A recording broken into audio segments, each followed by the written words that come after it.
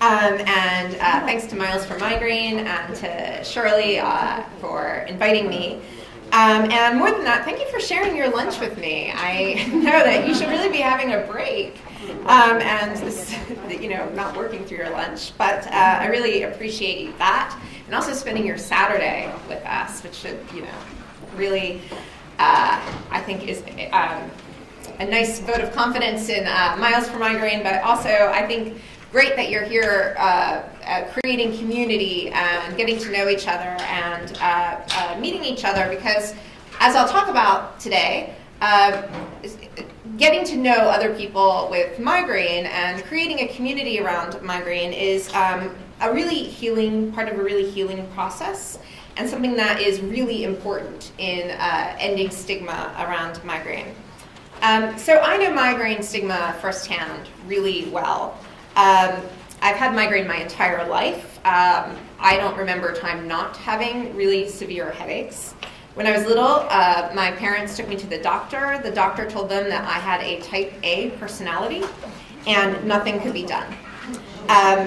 Now, I've seen lots of other doctors since I was a little girl, and I've heard the whole range of suggestions. I've heard that I just needed to breathe more deeply. I've heard that one doctor actually suggested when I was in high school that I needed a boyfriend, and that would help me through. I've grown I grew very tired of these kinds of suggestions. I also have grown very tired of friends, and very well-meaning friends, trying to tell me to try Excedrin, or complaining with some exasperation that I'm just a hypochondriac and I should just get out more and relax. So how many other people here have at one time or another had trouble getting other people to understand what it's like to live with migraine? So a considerable number of you. It doesn't happen to everybody. Not everybody has trouble with their migraine, living their lives with migraine. And I generally hope that, we can come to a time when nobody has these troubles. But for those of you who've had negative experiences, I've been doing research on migraine for something like 15, 18 years now, and this is one of the most common refrains that I hear from people who have migraine, is that other people just don't understand what it's like to have migraine, particularly if your migraine attacks happen fairly often, right? If you're on the more severe end of this migraine continuum. And I hear this also from headache doctors who are concerned about their patients that they see, that their patients take a very long time to get to be able to see a specialist. There are just not enough headache doctors out there. There's so forth. And this frustrates me because, having lived a life with now chronic migraine, it's debilitating. It really seriously affects my life to have 3 or 4 migraines a week. It's exhausting, and generally it sucks. I mean, there's really just no other way to put it. So in my short time today, what I want to do is talk about how we can change this, right? I don't want to tell you exactly how much this sucks, because I think you know. But I want to propose some practical solutions for how we can change the world, right? It's a small task, changing the world. But I think each one of us can make some small practical actions that can make a difference, at least for the time being. Because I don't know about you, but I'm tired of receiving advice about how to make my life fit into the world we live in. And I want to start making the world a place where that accommodates me, right? That accommodates people like me who have a disability, and who, I am and I can be an even more productive citizen with just a few accommodations. So we need more headache doctors. We need better treatments. And it would be easier to get accommodations if we didn't have so many misunderstandings about migraine. So reducing stigma, I believe, is the key to getting this done. So the first thing I just want to point out is that you should have all received a Stigma Action Kit. And if you haven't, just raise your hand and I'll get you one. Okay. Thanks, Katie. Great. So this is going to be your little crib sheet that you can take home with you today. I'll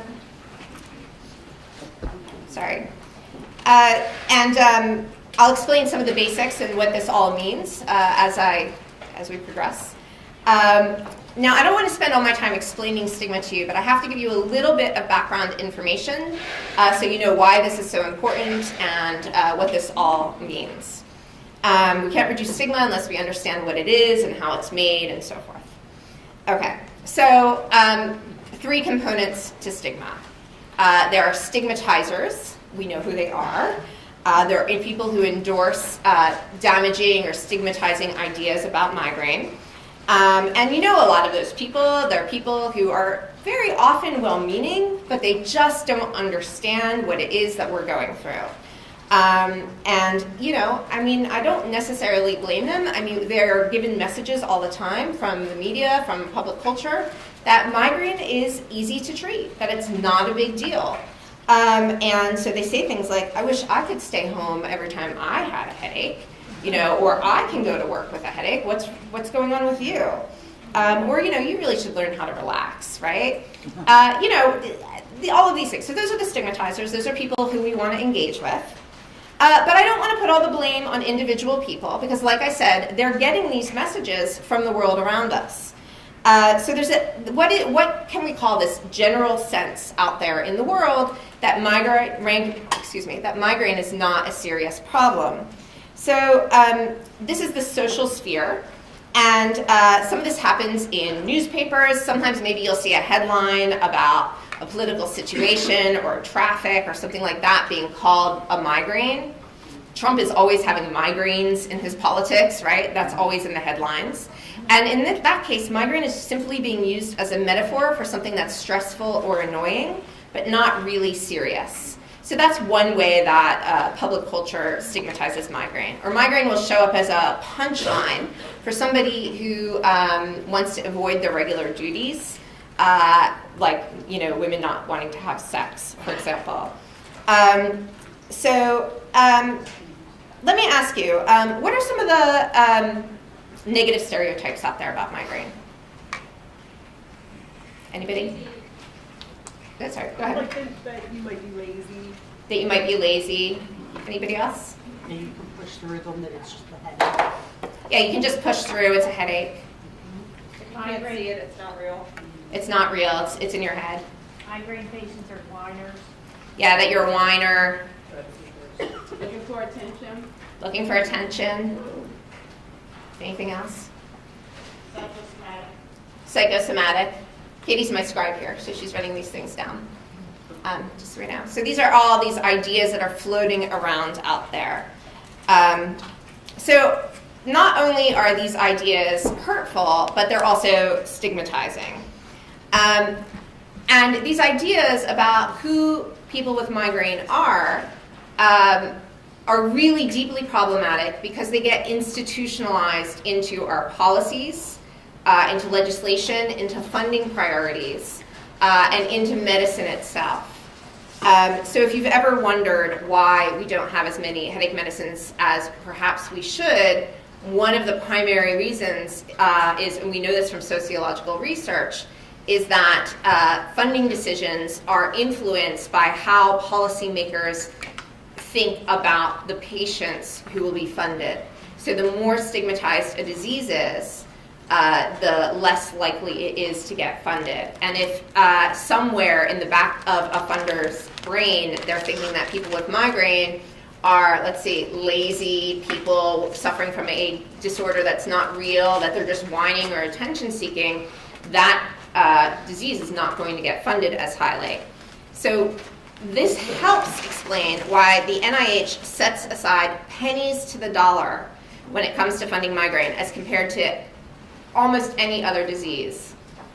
Are you asking a question or just? No. Oh, that's okay. Yep. I want to add too because it's mostly women. So that is a very big part of the story, that because migraine is mostly women, it contributes to some of these stereotypes. So one of the things that I point out in my own research is that a lot of these adjectives like whiner or attention seeking, the association of migraine with the mind, are all adjectives that we tend to associate with the feminine, right? The weakness. Those are more feminine traits than masculine traits. And migraine affects, as we know, many more women than men, although many, many, many men get migraine. But that's not how it comes through in our cultural imaginary. So that's absolutely true. So one of the few reasons there's so few treatments for our disease is because of these stigmatizing ideas floating around about it. And this lack of funding has downstream effects in medical education. I love physicians, I depend on physicians, but medical doctors like to study and treat diseases for which there's research funding and for which there are good medical treatments. And because headache medicine does not have this, then it is not attracting our best, or I won't say our best because some of my favorite doctors are headache doctors, but it's not attracting as many headache doctors as we ought to have. So right now we have 520, maybe a little bit more now, headache doctors in the whole country who are board specialized and are board certified, and we have over 40 million U.S. American adults with migraine. That means each one of those headache doctors is responsible for approximately 77,000 headache patients. That's assuming that those headache doctors were spatially distributed equally, which of course they're not. When I ask and talk to doctors about why they're not interested in headache medicine, they say it's just not interesting, or they say, they don't want to deal with patients who are whiny. And they use these same stigmatizing adjectives to talk about headache patients. But I do believe that if there was enough federal funding for migraine, that would change around, that would turn around pretty quickly, and that doctors would find migraine extremely interesting pretty quickly. So as long as doctors think of migraine as a non-serious illness that affects whiny women, I think we're not going to see the influx of health providers that we need. And that infuriates me. That just kills me. That's structural stigma. That's what we call it. That's stigma built into our various systems. So where does that leave us, the stigmatized? What is it can we do? Well, one thing I want to point out is that these messages really can deeply and profoundly affect each one of us individually. And there's a word for that. When we internalize stigma, it's called self-stigma. So let me ask you this, and you don't have to raise your hand, I just want you to think about it. Do you ever think that other people believe that you're exaggerating your symptoms? Do you ever wonder if you yourself are exaggerating your symptoms? Do you ever think that other people consider you weak, neurotic, or hypochondriacal because you have migraine? Do you ever think of this yourself? Do you ever buy into maybe that language? Do you ever think that people think less of you when you miss work or a social event because you have a migraine? Do you ever think less of yourself when you miss an obligation because you didn't have migraine, because you didn't work through it? These are all examples of self-stigma or internalized stigma. So this is really important. This is super important to address, and it's the first thing that I'm going to ask you to address in the Stigma Action Kit. Internalized stigma is associated with lower quality of life, lower self-esteem, less inclination to talk to other people about your symptoms. And that's really, really crucial when we talk about how to lower stigma, how to intervene in stigma. A greater tendency to catastrophize about your pain, so it actually can increase your own perceptions of pain. A reduced sense of personal control about your pain, and negative effects on health and psychological functioning in general. So internalized stigma is really just not very good. It's not going to make you feel good about yourself when you're engaging in all of this negative self-talk. And that makes sense.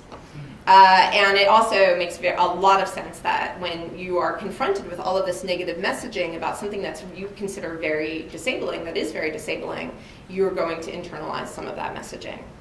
So how do we fight against this?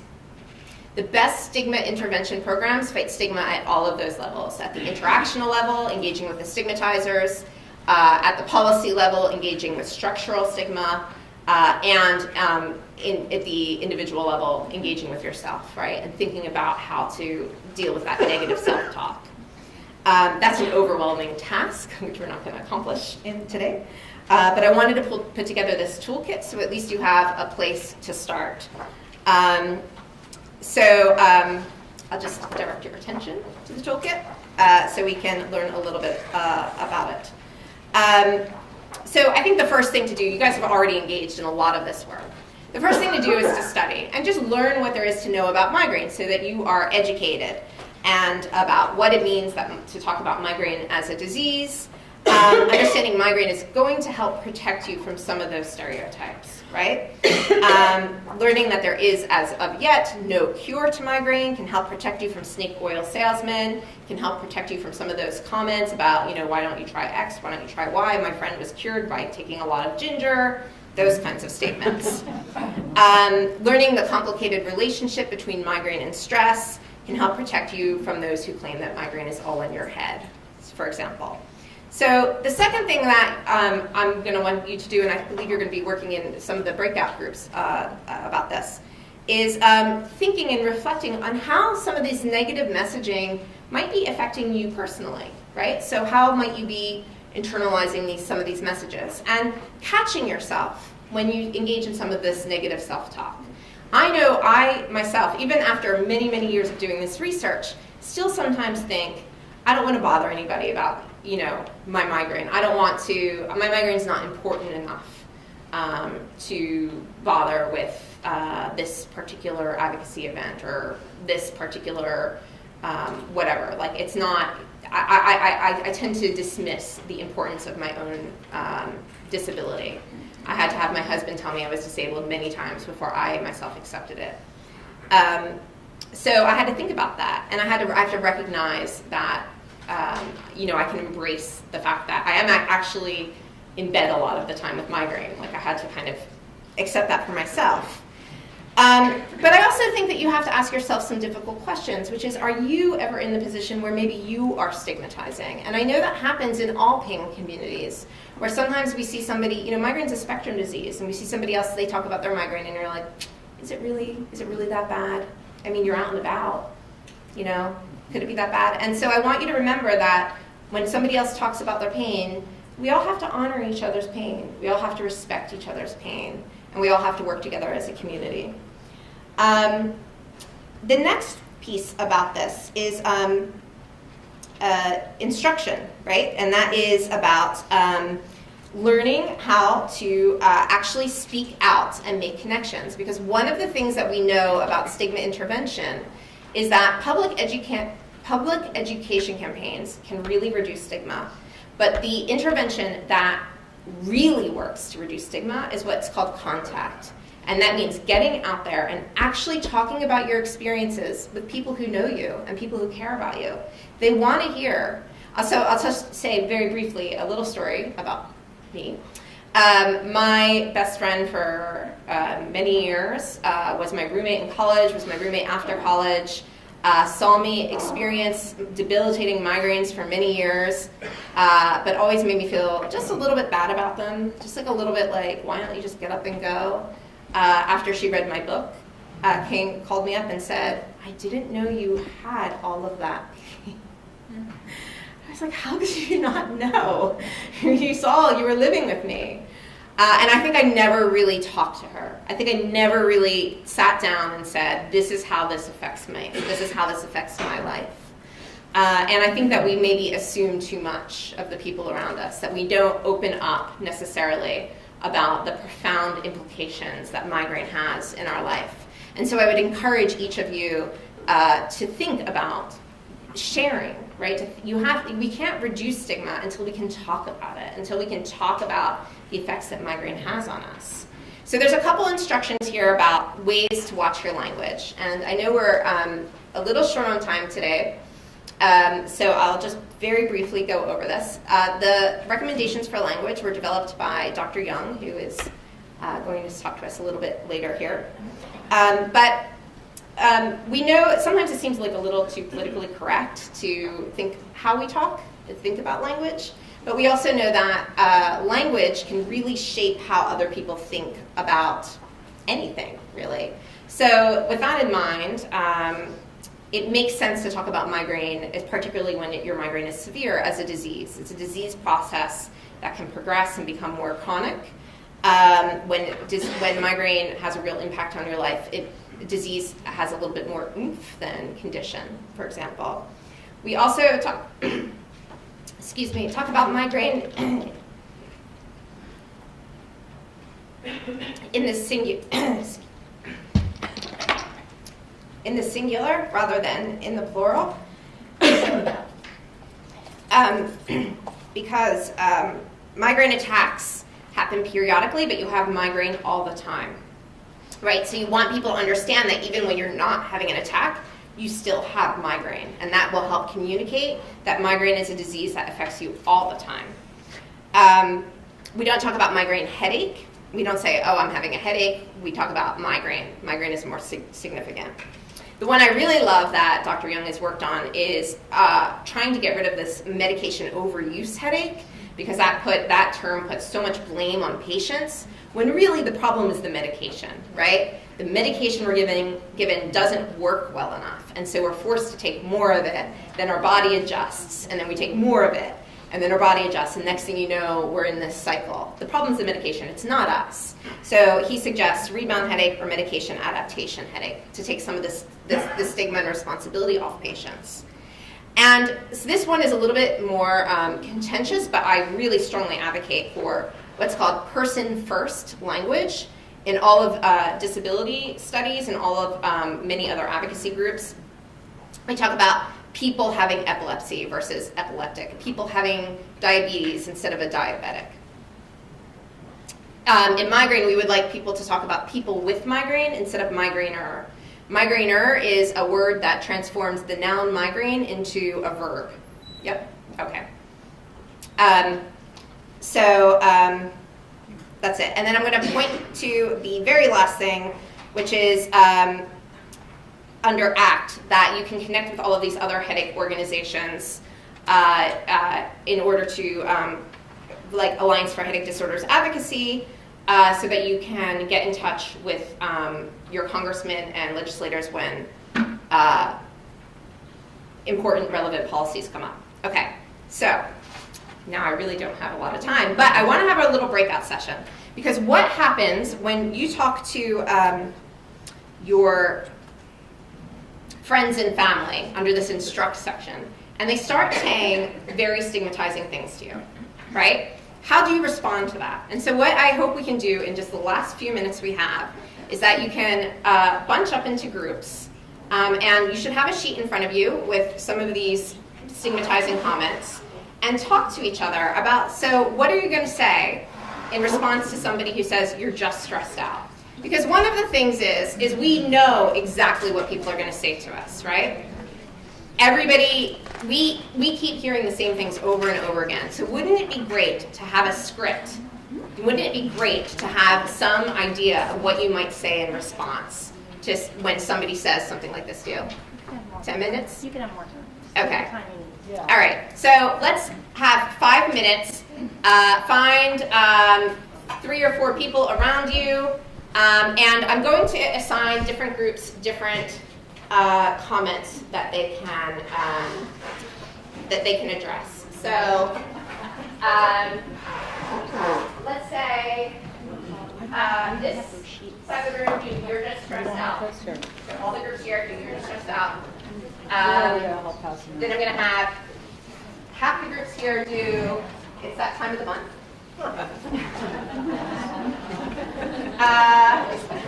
Sorry. And this side, you really need to do something about your headaches. And this comes to get a